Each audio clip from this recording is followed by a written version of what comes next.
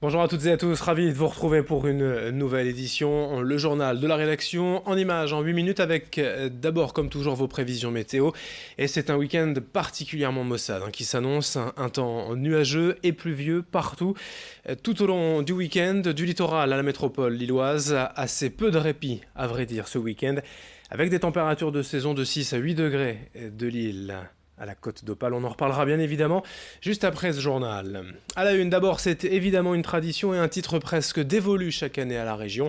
La meilleure friterie de France et nordiste à Landa, près d'Orchy. Le Germoir est la grande gagnante cette année après avoir terminé 3e l'année dernière. Le très sérieux site internet lesfriteries.com publie chaque année un classement des meilleurs établissements. Et sur les 15 premières friteries de France, 13 sont de la région. Le classement est basé avant tout sur les avis et notes des clients, mais aussi la qualité des pommes de terre, à la cuisson aussi. Bref, une vraie bonne friterie comme on les aime dans la région. Ce titre est une fierté pour les gérants. Caroline et Benoît Bernard, on écoute ce dernier au micro de Nicolas Lebrun. Ce week-end, on a au moins 40-50% des clients, c'était des nouvelles personnes. Et mais bon, une super retombée médiatique, c'est bon, c'est génial. Il n'y a pas vraiment de secret, on fait les frites naturellement, on prend les pommes de terre à la ferme, cultivées sur la commune par mon beau-frère. On fait dans le gras de bœuf, on cuit au gras de bœuf et les graisses changées très régulièrement. J'ai beaucoup de clients qui redécouvrent les frites. Et encore ce week-end, j'ai un client qui m'a fait super plaisir, qui m'a dit écoute, j'étais fâché avec les frites et depuis que je goûte les tiennes, ça y est, je suis reparti avec les frites, quoi. On voulait le faire une fois, donc on s'était dit voilà, ça serait marrant de le faire et d'arriver premier une fois. Et génial qu'on est arrivé premier au bout de 18 mois d'ouverture. Donc maintenant, bon, c'est bon, on se retire et puis on va faire notre petit boulot tranquillement, quoi. Super clientèle. C'est eux qui nous ont poussé à le faire, quoi. Ils nous disaient tous qu'ils sollicitaient aussi leur famille et leurs amis, qu'il fallait absolument qu'on gagne. Donc voilà, donc c'est fait. Merci à tout le monde, merci à tous nos clients, ils sont super cool. Autre sujet dans l'actualité évoqué cette semaine, le 8 janvier 2011, il y a donc tout juste 8 ans, deux jeunes nordistes de Lincel, Antoine de Léaucourt et Vincent Delory, étaient enlevés et pris en otage au Niger, puis tués lors de l'opération militaire. Depuis, leurs proches tentent de connaître la vérité quant aux circonstances exactes de leur mort, mais après 8 ans de recherche et d'analyse qui ne leur parviennent d'ailleurs qu'en partie, ils sont toujours dans le flou et les supputations. Selon eux, l'armée et l'État français ne leur disent pas tout.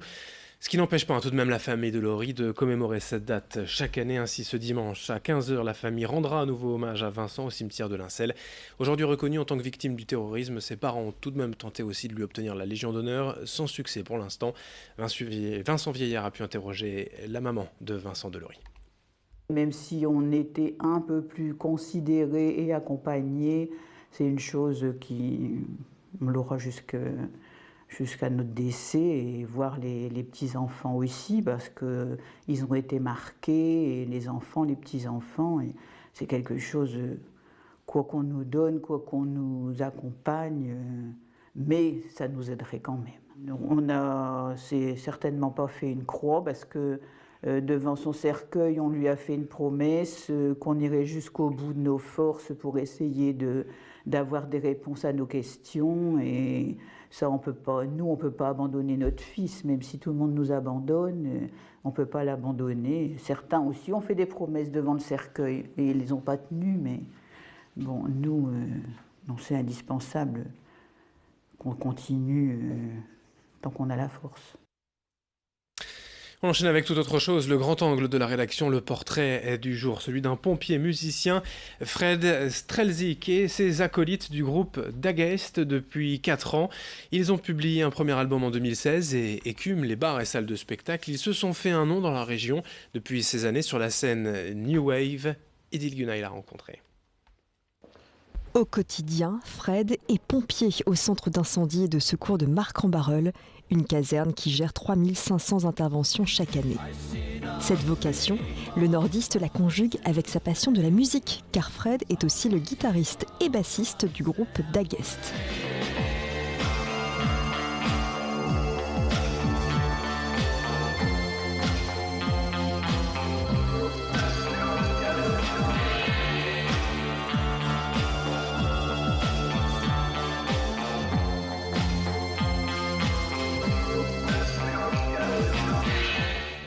Dagest, un style new wave dans la mouvance de Dépêche Mode ou The Cure.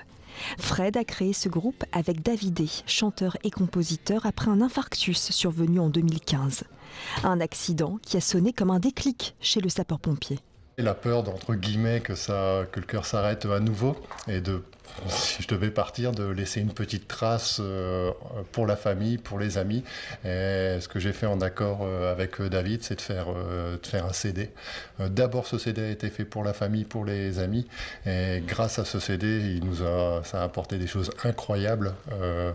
Notamment une tournée un peu partout en Europe et surtout des super contacts humains. Il faut savoir parfois lâcher prise et écouter ses envies, ses passions et savoir réaliser ses rêves également, quoi. Tout mettre en place pour y arriver. Un rêve qui s'est concrétisé avec l'album intitulé 40 et des concerts donnés à Barcelone, Londres ou Milan. En 2017, c'est à l'aéronef de Lille que Dagest s'est produit en première partie du groupe T21, Trisomie 21. Je l'ai dit à Fred dès qu'on s'est rencontrés. Un de mes rêves, ça serait de faire la première partie de T21, mais à l'époque, ils avaient arrêté un peu la musique, et donc on n'y croyait plus trop. Ce rêve se concrétise vraiment encore une fois, là, c'est la deuxième fois, troisième fois. Donc c'est génial, quoi, c'est magnifique.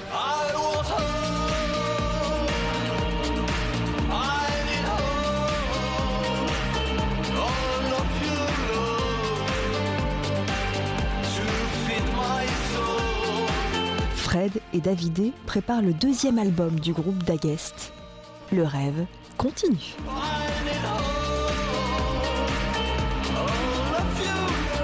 Et puis on termine ce journal avec une dernière image à Boulogne. Vous avez forcément remarqué depuis cet été cette immense fresque en arrivant par Wimereux.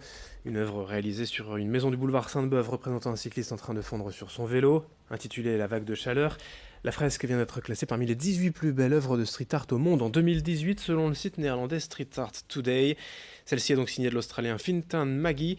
Elle a été réalisée en à peine 2 jours en août dernier lors du festival de street art qu'organise la ville. Une fierté pour Boulogne et la preuve que l'on peut faire parler de la ville de bien belle manière grâce à l'art urbain. Des images signées Louis Caillé. Fin de cette édition, merci à vous de l'avoir suivi. D'autres infos à suivre dans un instant. Dès le prochain quart d'heure, un nouveau journal.